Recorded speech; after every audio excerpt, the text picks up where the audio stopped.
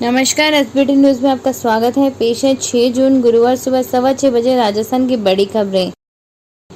लोकसभा चुनाव के बाद अब सरकार बनाने की कवायद शुरू हो गई है। इसी सिलसिले में बुधवार को एनडीए की पहली बैठक पीएम आवास में हुई। 1 घंटे चली बैठक में मोदी को एनडीए का नेता चुना गया। बैठक में 16 पार्टियों के 21 नेता शामिल हुए। मीडिया रिपोर्ट के मुताबिक 7 जून को एनडीए के सांसदों की बैठक के बाद राष्ट्रपति को सरकार बनाने का दावा पेश किया जाएगा। राजनाथ सिंह, अमित शाह और जेपी नड्डा को सभी सहयोगी दलों के साथ 1-to-1 बात करने और नई सरकार के स्वरूप पर चर्चा करने की जिम्मेदारी दी गई है। इस बीच पीएम मोदी के इस्तीफे और कैबिनेट को भंग करने की सिफारिश के बाद राष्ट्रपति द्रौपदी मुर्मू ने लोकसभा को भंग कर दिया। कांग्रेस अध्यक्ष मल्लिकार्जुन खड़गे ने कहा है कि 18वीं लोकसभा का जनादेश प्रधानमंत्री नरेंद्र मोदी के खिलाफ है और यह उनकी राजनीतिक ही नहीं बल्कि नैतिक हार भी है। खड़गे ने बुधवार को अपने आवास पर इंडिया समूह के नेताओं की बैठक को संबोधित किया। उन्होंने कहा कि उन्हें इस बात की खुशी है कि गठबंधन के सभी नेता पूरी ताकत से लड़े हैं और अपना संदेश जनता तक पहुंचने में सफल रहे हैं और उसी का परिणाम है कि जनमत पूरी तरह से श्री मोदी के खिलाफ आया है। राजस्थान में लोकसभा चुनाव के नतीजों के बाद अब सियासी बयानबाजी का दौर तेज हो गया है। 2 लोकसभा चुनावों में लगातार एक भी सीट नहीं जीत पाने वाली कांग्रेस और इसके गठबंधन सहयोगियों ने 11 सीट जीती हैं। बीजेपी ने 14 सीट जीती हैं। चुनावी नतीजों को बीजेपी के लिए राजस्थान में एक झटके की तरह माना जा रहा है। बीकानेर के नवनिर्वाचित सांसद और केंद्रीय मंत्री अर्जुन राम मेघवाल बुधवार को नई दिल्ली में मोदी कैबिनेट की मीटिंग में हिस्सा लेने ट्रेन से पहुंचे। इधर वन मंत्री संजय शर्मा ने कहा कि 11 सीटों पर हार के कारणों की समीक्षा की जाएगी। उन्होंने यह भी कहा कि भजन लाल शर्मा ही सीएम रहेंगे। राजस्थान में झालावाड़ 12 लोकसभा क्षेत्र में भाजपा प्रत्याशी और अपने पुत्र दुष्यंत सिंह को 5वीं बार ऐतिहासिक जीत दिलवाकर संसद पहुंचाने की पूरी रणनीति पूर्व मुख्यमंत्री वसुंधरा राजे ने बनाई थी, जो काफी हद तक कारगर भी साबित हुई। यही कारण था कि श्रीमती राजे ने चुनाव के दौरान इसी सीट पर अपना पूरा फोकस रखा। नामांकन पत्र दाखिल करने के बाद राजे ने विशेष तौर पर 12 जिले में लगातार दौरे किए। इस दौरान उन्होंने भाजपा नेता कार्यकर्ता ही नहीं बल्कि पुराने वरिष्ठ नेताओं, कार्यकर्ताओं, समाज के प्रतिनिधियों, व्यापारियों से भी माहौल की जानकारी लेते हुए मंत्रणा की थी। दिल्ली की राउज एवेन्यू कोर्ट ने बुधवार 5 मई को अरविंद केजरीवाल की जुडिशियल कस्टडी 19 जून तक बढ़ा दी। केजरीवाल को कोर्ट में वीडियो कॉन्फ्रेंसिंग के जरिए पेश किया गया। कोर्ट ने केजरीवाल की मेडिकल ग्राउंड पर 7 दिन की जमानत की मांग वाली अंतरिम जमानत याचिका को खारिज कर दिया। साथ ही अधिकारियों को निर्देश दिया कि केजरीवाल के जरूरी मेडिकल टेस्ट कराए जाएं। राजस्थान में भाजपा को पिछले चुनावों के मुकाबले 11 सीटों का नुकसान हुआ है। वहीं कांग्रेस का 10 साल बाद खाता खुला है।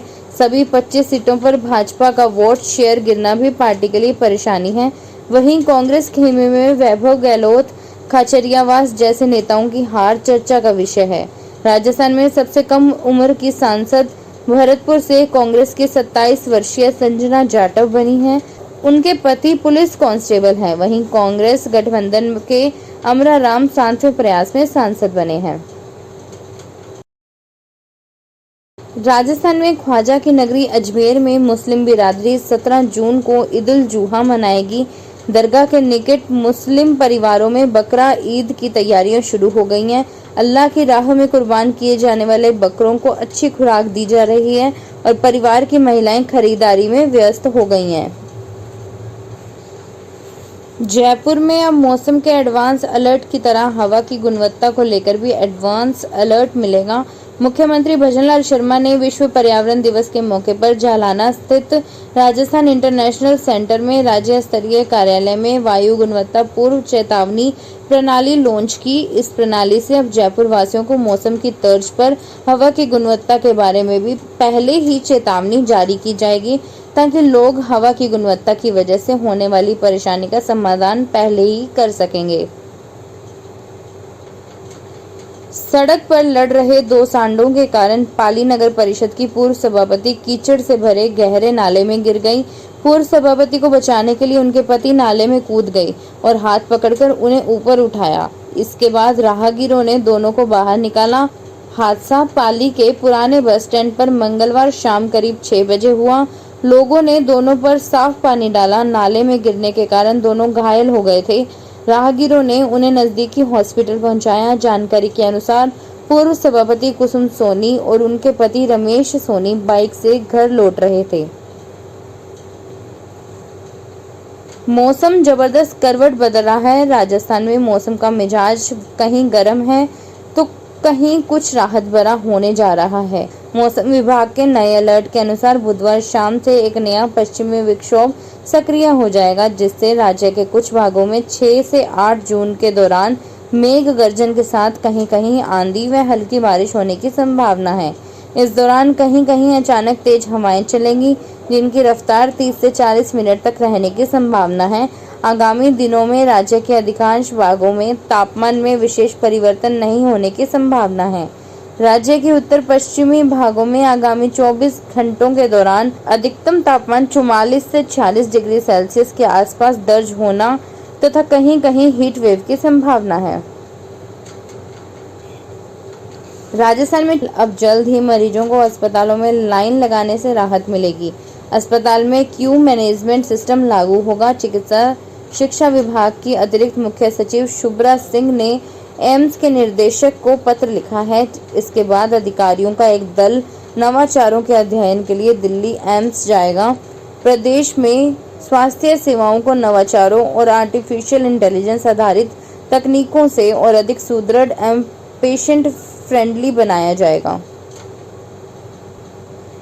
विश्व पर्यावरण दिवस क्षेत्रीय कार्यालय राज्य प्रदूषण नियंत्रण मंडल सवाई माधोपुर की ओर से संचालित पर्यावरण जागरूकता सप्ताह समापन बुधवार को हुआ। यह सप्ताह 31 मई से 5 जून तक चला था।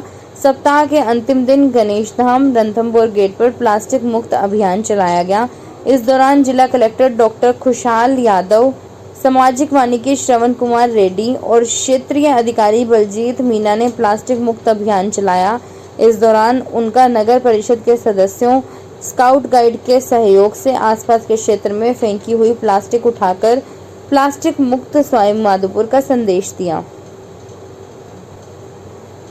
चूरू में जिला उपभोक्ता प्रतितोष आयोग के अध्यक्ष मनोज मील ने बुधवार को आयोग कार्यालय में कार्यभार ग्रहण किया। उन्होंने उपभोक्ता संरक्षण अधिनियम की भावना के रूप में अधिक से अधिक उपभोक्ताओं को राहत देने की मंशा के साथ लंबित प्रकरणों का निस्तारण करने की बात कही।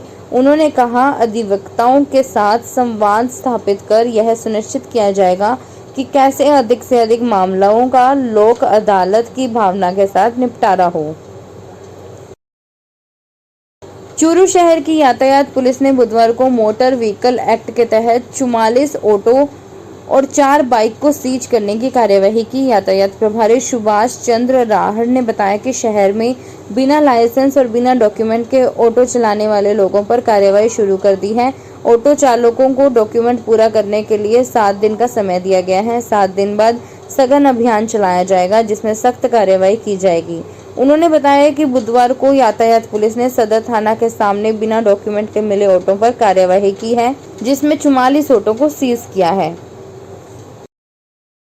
विश्व शांति प्रदायक जैन धर्म के 16वें तीर्थंकर भगवान शांतिनाथ के 3 कल्याणक जन्म, तप और मोक्ष कल्याणक बुधवार को भक्ति भाव से जयपुर में मनाया गया। इस मौके पर शहर के 225 से भी अधिक दिगंबर जैन मंदिरों में पूजा अर्चना के विशेष आयोजन किए गए और मोक्ष का प्रतीक निर्वाण लाडू चढ़ाया गया।